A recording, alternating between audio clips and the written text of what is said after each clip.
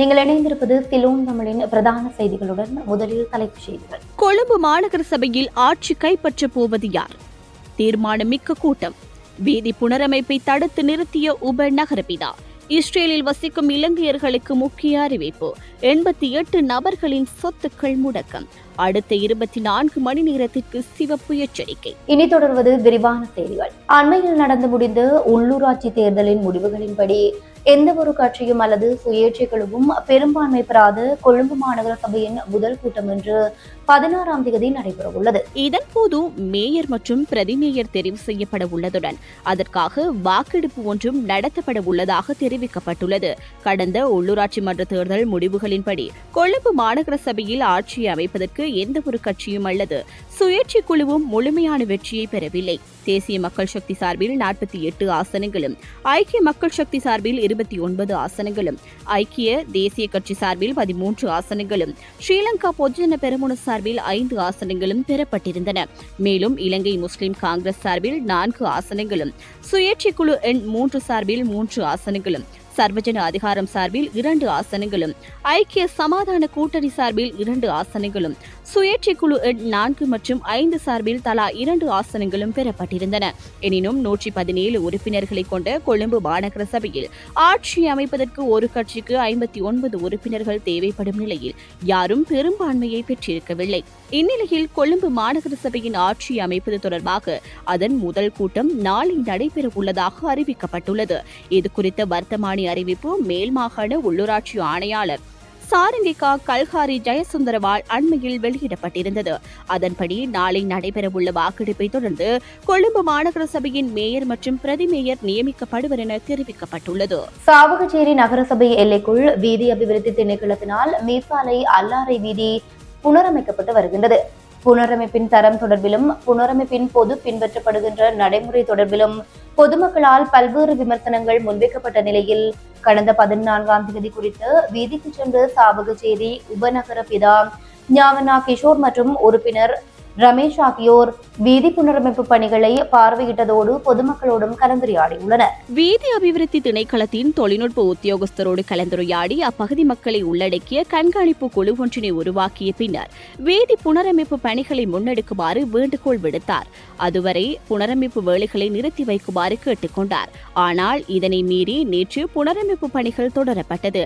இந்நிலையில் குறிப்பிட்ட வீதிக்கு சென்ற உபநகரபிதா ஜா கிஷோர் மற்றும் உறுப்பினர் ரமேஷ் ஆகியோர் வீதி அபிவிருத்தி திணைக்களத்தின் பிரதம பொறியியலாளரை தொடர்பு கொண்டு வீதி புனரமைப்பின் குறைபாடுகள் தொடர்பில் சுட்டிக்காட்டி மக்களை தெளிவுபடுத்தி கண்காணிப்பு குழு ஒன்றினை அமைக்குமாறு கேட்டுக்கொண்டதோடு அதுவரை புனரமைப்பை உடனடியாக நிறுத்துமாறு கேட்டுக்கொண்டார்.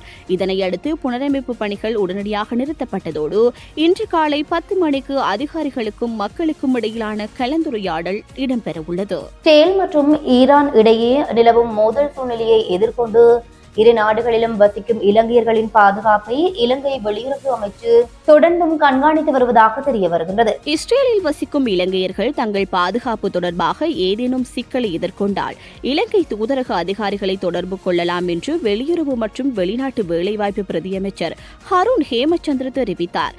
மேலும் இஸ்ரேலில் உள்ள இலங்கையர்களை பற்றிய தகவல்களை பெறுவதில் சிரமமுள்ள உறவினர்கள் இருந்தால் அவர்கள் வெளியுறவு அமைச்சகத்தை தொடர்பு கொண்டு விசாரிக்கலாம் என்று அவர் கூறினார்.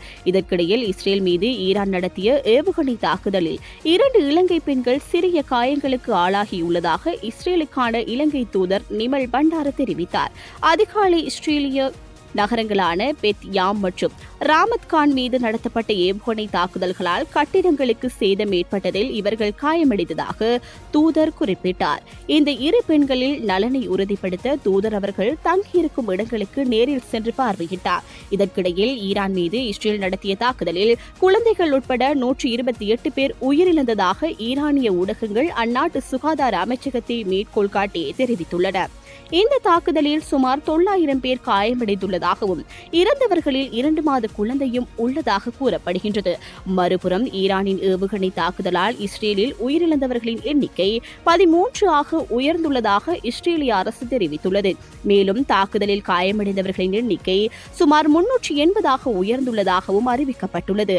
நேற்று மத்திய இஸ்ரேலில் உள்ள பெத் யாம் பகுதியில் நடந்த ஏவுகணை தாக்குதலில் ஒரு அடுக்குமாடி குடியிருப்பு வளாகம் கடுமையாக சேதமடைந்தது. அடைந்திருந்தது. இதற்கிடையில் ஈரானில் உள்ள ஆயுத உற்பத்தி மையங்களுக்கு அருகில் வசிக்கும் பொதுமக்கள் அப்பகுதிகளை விட்டு வெளியேறுமாறு இஸ்ரேல் எச்சரித்துள்ளது. மறு அறிவிப்பு வரும் வரை அந்த பகுதிகளுக்கு செல்வதை தவிர்க்குமாறு இஸ்ரேலிய பாதுகாப்பு படைகள் அறிவுறுத்தியுள்ளன. இந்த எச்சரிக்கை ஈரான் மீது மேலும் தாக்குதல்கள் நடத்தலாம் என்பதற்கான அறிகுறியாக கருதப்படுகின்றது.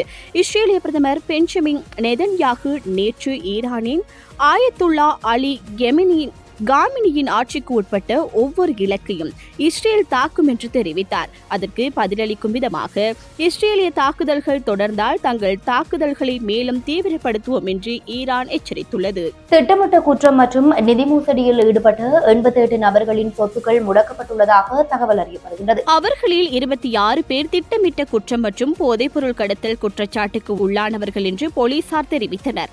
பணமோசடி தடுப்பு சட்டத்தின் கீழ் குற்றச்சாட்டுகள் முன்வைக்கப்பட்டுள்ளதால் ஏனைய நபர்களின் சொத்துக்கள் முடக்கப்பட்டுள்ளதாக தெரிவிக்கப்பட்டுள்ளது.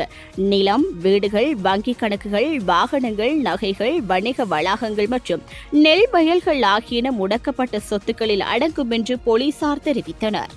புத்தளம் முதல் மன்னார் காங்கேசன்துறை வழியாக முல்லைத்தீவு வரையிலான கடற்கரையோர பகுதிகளுக்கு இன்று 16ஆம் தேதி பிற்பகல் 2:30 மணியளவில் பலத்த காற்றுடன் கடல் கொந்தளிப்பாக இருக்கும் என வளிமண்டலவியல் திணைக்களம் எச்சரிக்கை விடுத்துள்ளது.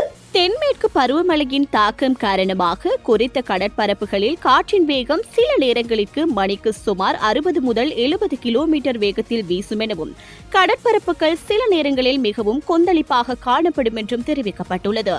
இதனால் மறு அறிவித்தல் வரை கடல்சார் மற்றும் மீன்பிடி நடவடிக்கைகளில் இந்த பகுதிகளில் ஈடுபட வேண்டாம் என அறிவுறுத்தப்பட்டுள்ளது. மேலும் இது தொடர்பாக வளிமண்டலவியல் திணைக்களத்தினால் வெளியிடப்படும் எதிர்கால அறிவிப்புகளுக்கு அமைய மீன்பிடி மற்றும் கடல்சார் நடவடிக்கைகளில் ஈடுபடுமாறும் அறிவுறுத்தப்பட்டுள்ளது. இத்துடன் சிலோன் தமிழின் பிரதான செய்திகள் நிறைவு பெறுகின்றன. மேலும் செய்திகளை உடனுக்குடன் அறிந்து கொள்ள சிலோன் தமிழுடன் இணைந்திருங்கள்.